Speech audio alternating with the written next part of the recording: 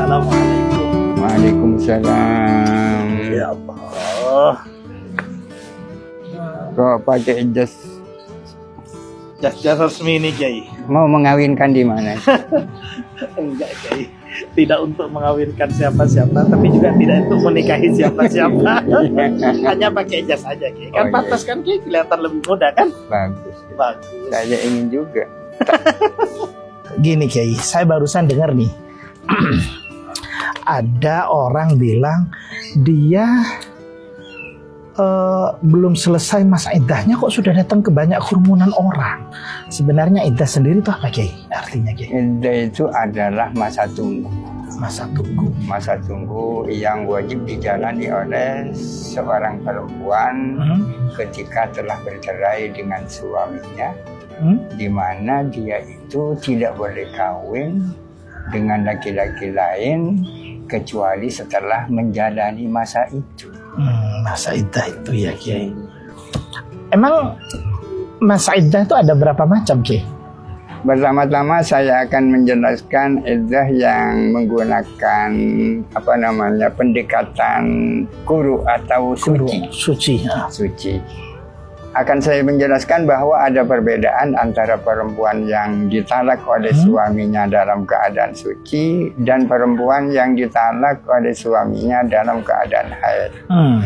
Kalau misalnya pada hari ini ada perempuan yang ditalak oleh suaminya dalam keadaan suci, maka suci yang sekarang itu sudah dihitung. Ya, berarti suci, haid, suci, haid, suci, haid. Berarti haid yang keberapa ini? Yang ketiga, ya sudah lepas iddah. Sudah lepas iddah. Tapi kalau perempuan itu ditalak dalam keadaan haid, maka agak lama iddahnya itu. Misalnya pada hari ini ada seorang perempuan ditalak oleh suaminya dalam keadaan haid. Haid boleh Kak Kiai? Orang dicerai dalam keadaan makanya haidnya dikatakan tolak bid'i. Tolaknya disebut tolak bid'i, ya ini tolak yang tak boleh. Yang tidak boleh. Kenapa? Sebab karena memperpanjang masa iddahnya seorang perempuan. Ya, misalnya hari ini dia ditalak dalam keadaan haid. Maka begini, haid, suci, haid, suci, haid, suci, haid. Ini berarti baru lepas iddah dalam haid yang keempat. Yang keempat. Jadi berat dong ya. Terus iddah yang kedua selain dicerai dalam kondisi suci dan haid itu kan berlaku bagi perempuan yang masih aktif haid. Masih aktif haid. Karena ada perempuan yang tidak haid imma karena dia masih di bawah umur, atau karena sudah menopause. Menopause artinya sudah berusia di atas 50 misalnya. Iya. Bahkan ada kadang perempuan memang sejak lahir tidak pernah haid, seperti Siti Fatimah radhiyallahu anha. Orang yang seperti itu iddahnya adalah 3 bulan. Ngitungnya bulan. Bulannya bulan kalender Masehi atau Hijriah? Hijriah. Ya. Kemudian kalau ada orang yang ditinggal mati oleh suaminya, bukan karena dicerai. Kalau ditinggal mati oleh suaminya, maka iddahnya itu adalah 4 bulan 10 hari. 4 bulan 10 hari. Apa hikmah di balik iddah ini Kiai? Mungkin perlu diselesaikan dulu, baru ada satu. Kalau perempuan itu cerai dengan suaminya dalam keadaan hamil. Betul. Jikalau seorang perempuan cerai dengan suaminya dalam keadaan hamil, baik cerai hidup maupun cerai mati, maka iddahnya adalah ketika ia sudah melahirkan kandungan. Wah, ini lebih berat lagi nih. Mohon maaf Kiai, ada orang yang sedang hamil dicerai oleh suaminya. Ini kan secara psikologis saja udah berat ini Kiai. Apalagi nunggu anaknya kemudian harus lahir. Nanti biaya lahirannya dari mana? Waduh, ini tambah berat lagi. Justru dalam kondisi tertentu perempuan yang seperti itu bisa diringankan.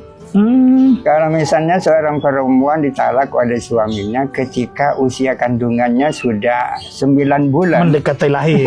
Mendekati lahir. Bisa jadi. Ditalak sekarang, besok sudah lahir. Sudah lahir. Betul juga tuh, betul juga tuh. Lebih cepat itu Kiai, lebih bisa cepat. kawin lagi. Betul, bisa kawin lagi, bener. Tapi ada kemungkinan perempuan dihadapkan kepada dua macam iddah. Gimana? Jadi Kiai? satu sisi dia ditinggal mati oleh suaminya. Betul. Di sisi yang lain dia dalam keadaan hamil. Bener juga ini. Pertanyaannya, dia harus menjalani masa iddah dengan iddah wafat atau dengan iddah ilham. Apakah dua-duanya harus digabung atau diambil yang lebih berat? Dua-duanya kebanyakan ulama mengatakan iddahnya adalah dengan melahirkan kandungan. Melahirkan kandungan. Meskipun iddah wafatnya belum selesai. Tapi ada sebagian ulama yang mengatakan sebaiknya menjalani jalan ihtiyat yang lebih berhati-hati. Artinya mengambil mana yang lebih panjang, ya kan? Kalau begitu berarti apa dong hikmah dibalik iddah itu bagi seorang perempuan? Nah, para ulama mendefinisikan iddah begini: muddatun tatarabbasu fihi al-mar'atu lima'rifati bara'ati rahimiha aw litafajju'iha ala zawjiha aw lita'abbudi. Iddah itu adalah suatu masa di mana perempuan harus menjalani masa itu. Hikmahnya yang pertama di bara'ati ma'rifati rahimiha. Kalau ini bisa diketahui kan di zaman teknologi canggih, cukup ISG selesai. Untuk mengetahui bahwa rahimnya itu sudah benar-benar bersih atau tidak. Betul. Yang kedua, agar supaya ini khusus iddah wafat ya, agar supaya dia merasa kehilangan ditinggal mati oleh suaminya. Betul. Masa baru kemarin ditinggal mati suami sudah mau kawin lagi. Apa kata orang? Yang ketiga, lita'abbud. Ya, semata-mata ya karena itu diperintahkan Allah. Apapun kondisinya harus dijalani. Itu namanya ta'abbud. Meskipun rahimnya sudah benar-benar diketahui, tapi yang namanya iddah harus tetap dijalani. Nah, itu namanya ta'abbud. Betul. Kata perempuan sih, ya kalau kayak gitu perempuan sengsara dong Kiai, karena harus menunggu masa lama, kemudian untuk menikah lagi masih nunggu masa iddahnya.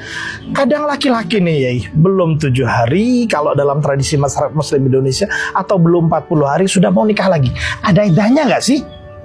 Pada dasarnya perempuan, laki-laki itu tidak ada iddah. Tidak ada iddahnya. Artinya kapanpun istrinya itu meninggal, dia dengan bebas bisa kawin lagi. Akan tetapi dalam kondisi tertentu bisa dikatakan bahwa laki-laki itu wajib menjalani masa iddah. Meskipun hakikatnya iddah yang harus dijalani laki-laki itu adalah iddahnya perempuan. Penjelasannya begini. Yang pertama bahwa laki-laki itu tidak boleh kawin lebih dari 4. Lebih dari 4, oke. Yang kedua, laki-laki itu tidak boleh mengumpulkan 2 perempuan yang bersaudara. Betul. Atau antara 2 perempuan, yang satu ponaan, yang satu bibi. Bibinya, tantenya. Ya, itu. Kalau seseorang yang sudah memiliki istri 4, kemudian mencerai salah satunya, berarti tinggal 3 ibaratnya. Dia tidak boleh langsung kawin lagi, kecuali istri yang dicerai selesai masa iddahnya, ya kan? Karena perempuan yang ditalak selama menjalani masa iddah itu masih berhukum sebagai istri. Kalau dia kawin lagi, kemudian berarti kawin dengan yang kedua. Padahal batasannya maksimal hanya 4. Betul. Atau begini, ada seseorang mencerai istrinya, tapi dia mau naik ranjang atau turun ranjang. Ingin pindah kepada adiknya atau kepada mbak Yunya. Atau tantenya atau ponaannya. Dia tidak boleh melakukan itu terkecuali setelah istri yang dicerai itu habis masa iddahnya. Karena kalau tidak begitu berarti mengumpulkan 2 perempuan yang bersaudara. Dan itu tidak boleh. Secara nas jelas tidak boleh, haram. Kadang gini ya, dianggapnya tidak adil ini. Masa kalau laki-laki tidak ada iddahnya, perempuan ada iddahnya. Padahal kan tulang punggung rumah tangga itu seringkali difahami suami. Saya lihat nih berarti suami atau laki-laki itu berarti itu tidak kuat psikologisnya, kalah nih ketahanan jiwanya dengan perempuan, nggak sabar. Ya, perempuan tidak, laki-laki tidak ada rahimnya. Karena tidak rahimnya tidak melahirkan. Iya, terima kasih ya sudah berbagi pengetahuan. Saya yakin ini bisa banyak manfaat buat Amin. semua umat Islam. Amin. Semoga barakah. Waalaikumsalam warahmatullahi wabarakatuh.